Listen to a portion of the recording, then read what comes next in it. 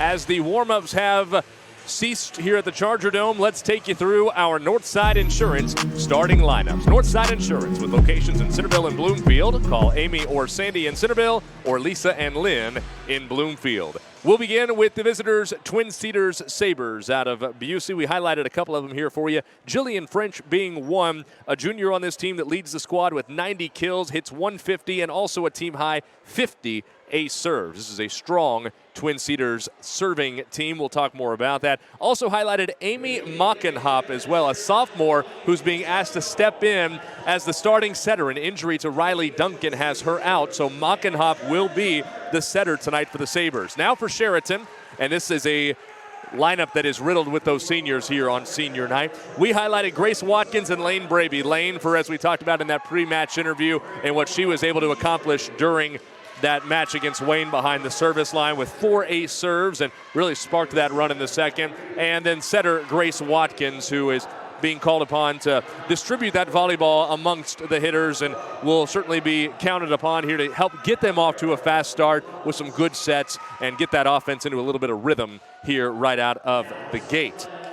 And the stat line that we talked about against Wayne as well that really has played a factor this year for Chariton for some reason or another. There's always just, I'm a big numbers guy, there always seems to be just a couple that stand out to you, and it held true against Wayne, and that is when Chariton gets 6 ace serves or more, they are now, factoring in the Wayne match to this, 9-1. When they don't hit that 6 ace mark, that would make them 1-7. So I'd say that's a pretty decent spread there and shows the importance of that stat, which we'll be keeping our eye on here as we go along tonight. I see Cade Carr has jumped into our comment section here in our live stream on Go SEC TV, but let's go Chargers.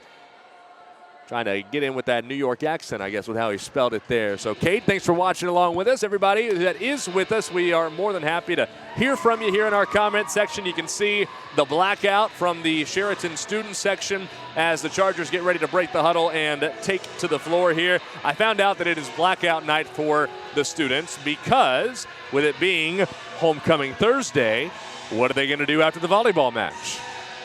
I'll let you kind of put 2 and 2 together on that one. So Chariton's in their home reds, as you can see.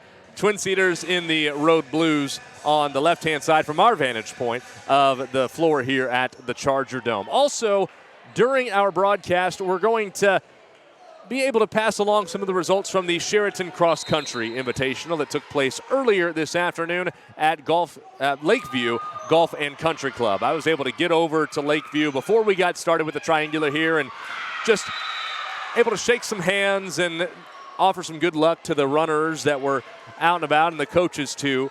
And so that was very nice to be able to see them before they got started this afternoon over at Lakeview. And we do have the final results from there that we'll pass along. Twin Cedars strikes first. Mockenhop was the one who dumped one off, and Watkins couldn't quite get there. Now Johnson and Alexander run into one another on the front row, and a free return ends up in the net with Twin Cedars off to a 2-love start.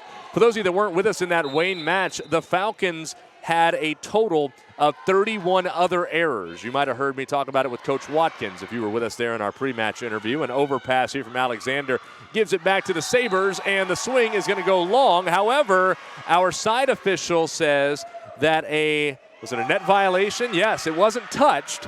Twin Cedars was asking for a touch up front, but they do call a net violation on the block attempt against the Chargers. So point Twin Cedars. They are off to a 3-0 start here in set number 1. However, that will be a point for Chariton as Jillian French puts one in the net for the first service error of the match. So those errors really plagued Wayne. They had 31 of them, and ultimately Chariton able to get that win. But when you have a strong serving team like Twin Cedars that as a squad has a 91.9 serve efficiency, unable to return the serve from Grace Watkins that time. Grace outstanding behind the line at 95.9 coming into the afternoon triangular. And as I say that, she puts one in the net. An old broadcaster's jinx there.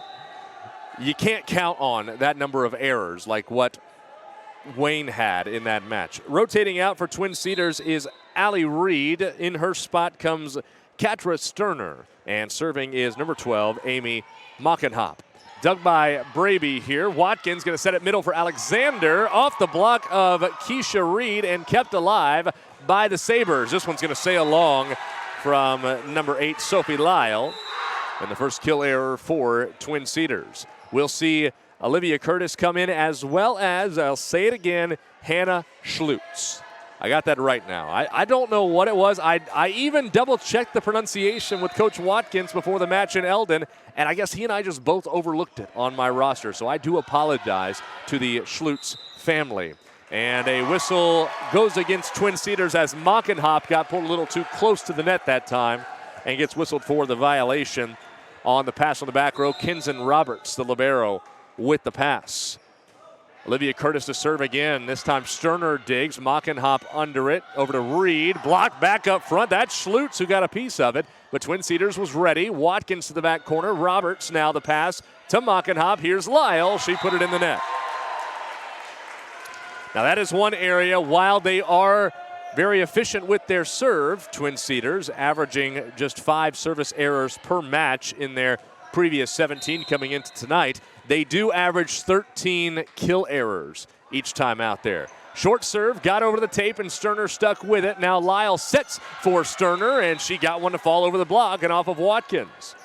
Out of system for Twin Cedars for Lyle. That's just her 9th assist of the year, but effective nonetheless, as Sterner picks up kill number 22.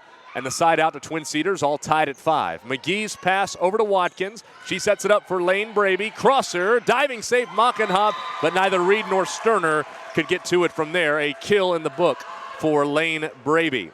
And the first of the match, as a matter of fact, for Chariton. Side out Chargers as Tamara Alexander comes. That's another one of the pronunciations that I've totally butchered this year. I had her as Tamara.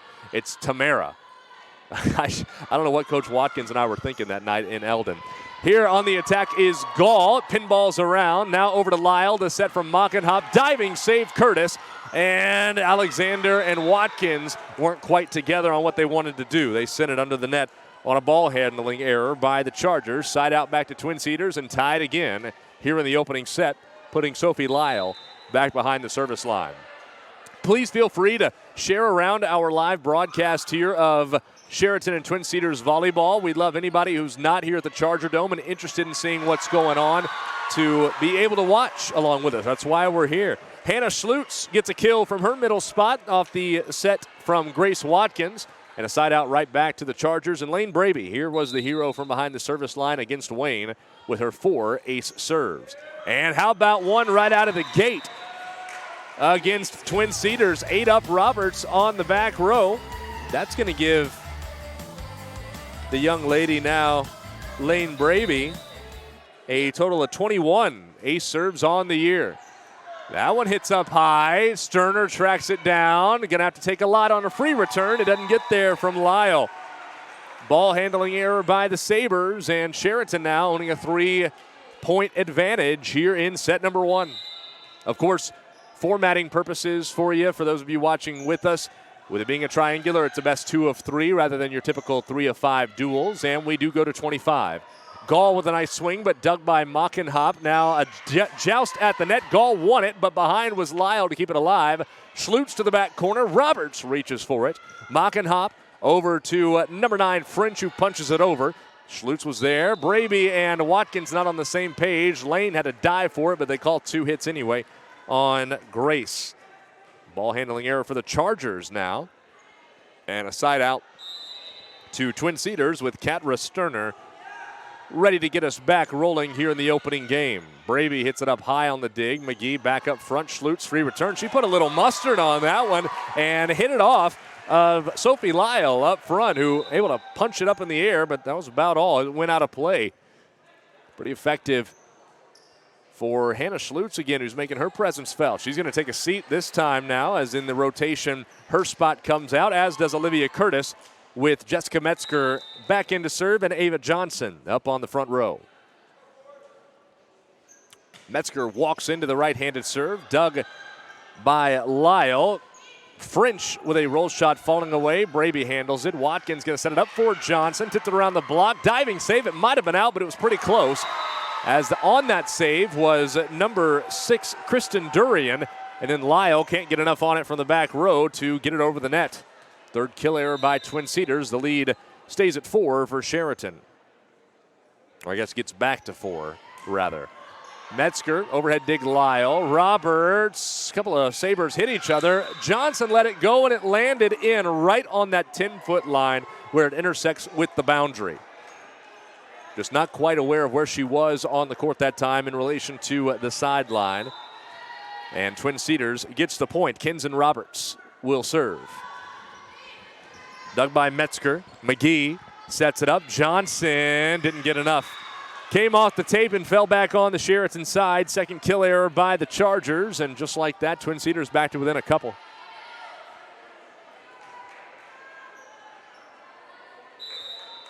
Roberts on the year 96.2. A lot of these Twin Cedars servers, matter of fact, all of them that do serve have more ace serves than service errors. And how about Addie McGee from behind the 10-foot line? The libero gets in on the action with a nice kill of her own. One thing I'm seeing here from Chariton in the early stages of this match, and we didn't see against Wayne, is the Chargers staying in system and being able to find some of that rhythm a little bit earlier than they did against the Lady Falcons. McGee's serve kicked off the top tape and landed out of bounds. The second service error by the Chargers. Right back to Twin Cedars, and we stay in a 2-point set here at 12-10 Chariton. French serves, dug by McGee. Watkins looking Alexander's way, dug by Roberts. Now back up front, it's the Mockenkop, I beg your pardon, who got it back over to Chariton, and then Twin Cedars could not return it. 3-point advantage for Chariton, and here goes Grace Watkins. One of those 6 seniors that dress on the varsity team. Roberts, the pass, a good one to Mockenhop. Now middle for Keisha Reed, overhead dig to McGee. Watkins looking Braby's way, off of French. Nice swing from Lane Braby. She's got her second kill of the frame. And Chariton matches their largest lead of the game to this point at 4. Roberts, good pass again to her setter tonight. Lyle through the block, diving, save McGee, overpass, and Lyle found the back corner. She got a second opportunity at it, and with the defense scrambling after the dive from McGee, able to find some room. Sterner comes back in for Twin Cedars. Allie Reed rotates out. It will be Amy Mockenhop to serve, trailing by 3. Chariton's held the advantage since the early stages of the game. McGee digs. Now a free return by Johnson. Oh, that might have been out, but Roberts played it. Mockenhop, a free return of her own to Metzger. They're in system. Watkins for Johnson. That crosser hit high up into the rafters. I don't know how it didn't hit anything above, but then nobody communicates on the front row for Twin Cedars. It lands between Lyles and Sterner, and Twin Cedars head coach Randy Gist in her 5th year is going to use her first time out of the set as Chariton gets back in front by 4.